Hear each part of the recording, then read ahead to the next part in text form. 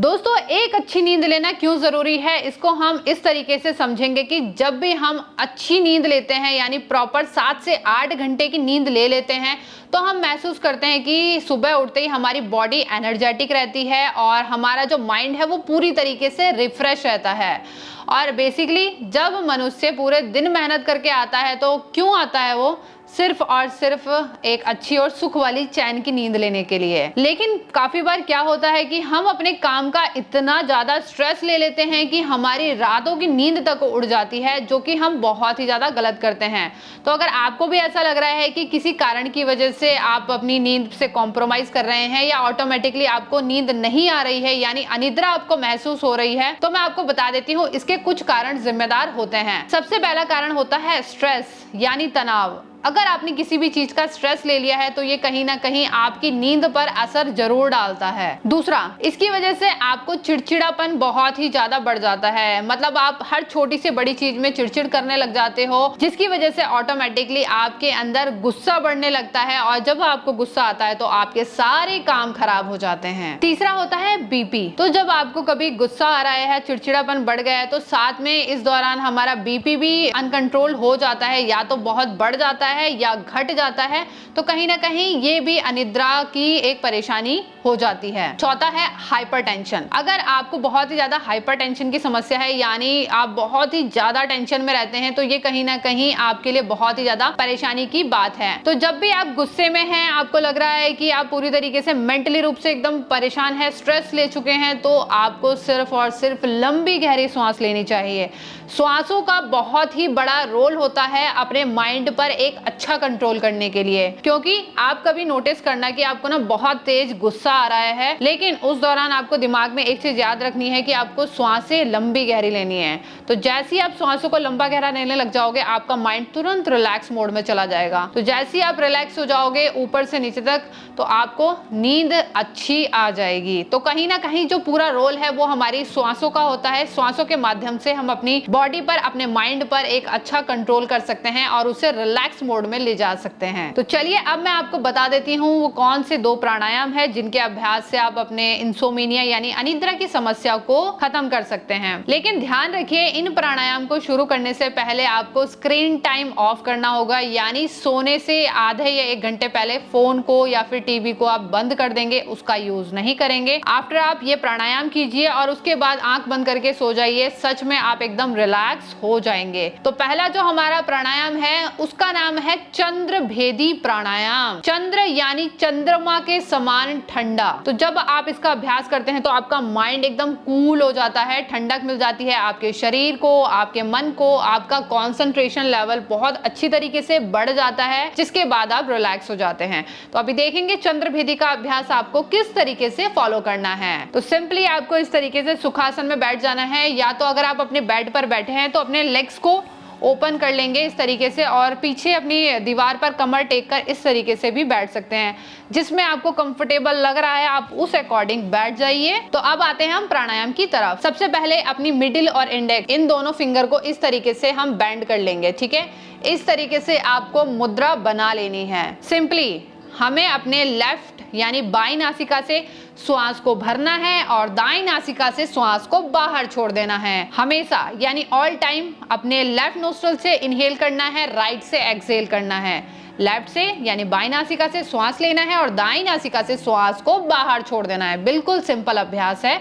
बस इसमें ध्यान ये रखना है कि आपकी जो श्वास है वो धीमी, लंबी और गहरी होनी चाहिए। शॉर्ट ब्रीथिंग नहीं लेनी है। जितना हो सके कोशिश करें कि श्वासों को आप लंबा लें और लंबा ही छोड़ें। तो अभी देखते हैं किस तरीके से अभ्यास होगा। हाथों को इस तरीके से रख लेंगे, राइट थंब को राइट नोस्ट्रल पे यानी राइट नासिका पे इस तरीके से आपको रख लेना है। तो चलिए सिंपली लेफ्ट से श्वास को भरेंगे, धीमा, लंबा और गहरा।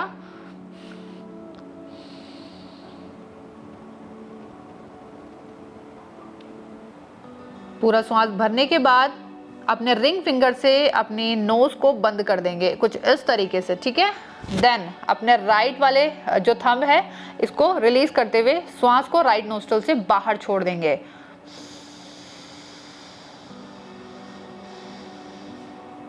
तो आपको slow and deep he exhale करना है। अगेन अपना राइट नोस्ट्रल बंद कर देंगे, लेफ्ट से श्वास भरेंगे,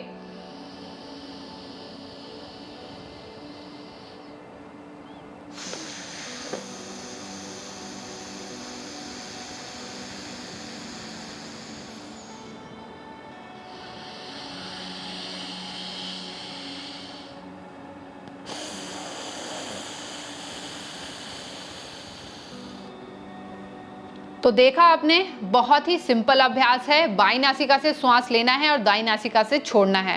तो अगर आपको मुद्रा बनाने में परेशानी हो रही है तो सिंपली आप अपने थंब का और इंडेक्स फिंगर का यूज कर सकते हैं। थंब का यूज आपको इस तरीके से करना है और फिंगर का यूज कुछ इस तरीके से करना है। तो इस तरीके से आप चलाकर आ सकते हैं, ये आपके लिए कंफर्टेबल रहेगा अगर आपको लगता है कि आपको पहला वाला जो मुद्रा है उसमें कठिनाई आ रही है। तो चंद्रभेदी का अभ्यास आपको 5 बार रिपीट करते हुए आना है और कम से कम आप जब एक आवृत्ति ले रहे हैं, श्वास ले रहे हैं, छोड़ रहे हैं, तो इसे 20 से 25 काउंट तक यानी सेल्फ से करते हुए आना है।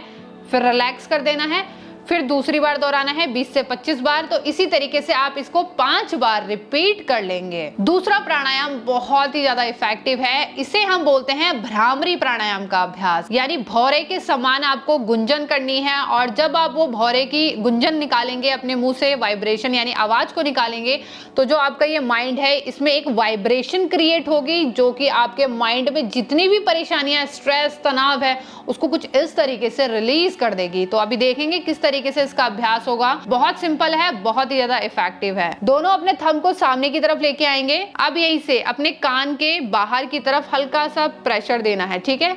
इतना प्रेशर देना है कि आपको बाहर की आवाज ना सुनाई दे। पूरा अंदर डाल के अपने आप को दर्द नहीं देना है, जस्ट हल्का सा हाथ रखते हुए बंद कर लेंगे, ठीक है।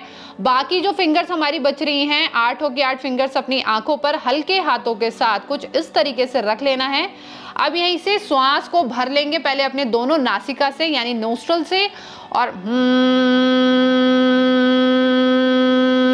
इस तरीके से आपको गुंजन करते हुए रिलीज कर देना है। तो अभी आप देखेंगे किस तरीके से अभ्यास होगा। शुरू कर लेना है कानों को लॉक करते हुए, बाकी उंगलियां आ गई अपने आंखों पर हल्के हाथों के साथ। श्वास को भरेंगे धीमा, लंबा और गहरा।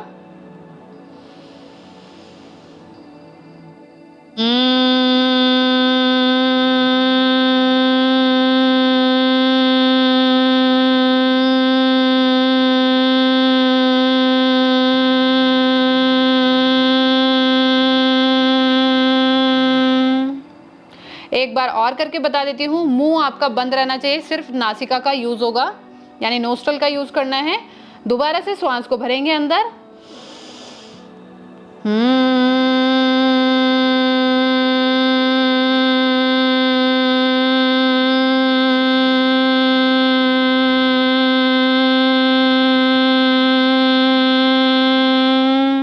रिलैक्स। तो ये था हमारा दूसरा प्राणायाम, भ्रामरी प्राणायाम का अभ्यास। आप इसे 3 बार रिपीट करते हुए आएंगे। 3 बार आपको कुछ इस तरीके से करना है कि एक बार आपने लंबा श्वास लिया, फिर वाइब्रेशन के साथ श्वास को छोड़ दिया। इसी तरीके से 3 बार रिपीट करना है और 3 बार रिपीट करते हुए 3 के सेट लेने हैं। यानी एक बार करा, फिर रिलीज करा, फिर दूसरी बार करा, फिर रिलीज करा, फिर तीसरी बार करा, फिर रिलीज करा। उसके बाद रिलैक्स मोड में चले जाएंगे। फिर दूसरा आपको राउंड करना है, फिर तीसरा राउंड, यानी हर एक राउंड में 3 बार आप इसे दोहराएंगे। इसी तरीके से आपके 3 राउंड कंप्लीट हो जाएंगे। तो दोस्तों ये थे हमारे 2 ऐसे कमाल के प्राणायाम। तो आप इन्हें डेली बेस पर सोने से पहले जरूर करें और इसके अलावा आप इसे किसी भी समय कर सकते हैं। ऐसा नहीं है कि सोते टाइम ही आपको करना है, जब आपको समय सही लगे आप उसी दौरान आप इन प्राणायाम को कर सकते हैं। इनके बहुत ही कमाल के फायदे हैं, लेकिन बस ध्यान ये रखना है आपको कि जब भी आप इन प्राणायाम को कर रहे हैं तो बॉडी बिल्कुल रिलैक्स रहनी चाहिए। दिमाग में जितनी भी परेशानी है उसके बारे में नहीं सोचना है, सिर्फ अपनी ब्रीथिंग यानी श्वासों पर ध्यान को लगा के रखना है। सिंपल सा इतना आपको करना है तो आपकी नींद अच्छे से प्रॉपर्ली पूरी हो जाएगी। और जो माइंड यानी जो ब्रेन के स्पेशलिस्ट होते हैं, जैसे जिन्हें नींद नहीं आती है या फिर ब्रेन की जो हमारी नसों की जो प्रॉब्लम होती है, इनके स्पेशलिस्ट का नाम होता है न्यूरोलॉजिस्ट। तो आप उन्हें कंसल्ट कर सकते हैं अगर आपको लगता है कि आपको नींद की समस्या है। तो दोस्तों आज की वीडियो आपको कैसी लगी है तो कमेंट करके जरूर बताना और साथ साथ में हमारे चैनल को सब्सक्राइब करना ना भूलें। बेल आइकन को भी ऑल पर प्रेस कर देंगे सो दैट आपकी जो इंपॉर्टेंट जानकारी है वो आपको मिल जाएगी। तो अभी के लिए नमस्कार, जल्दी मिलते हैं अगली वीडियो के साथ।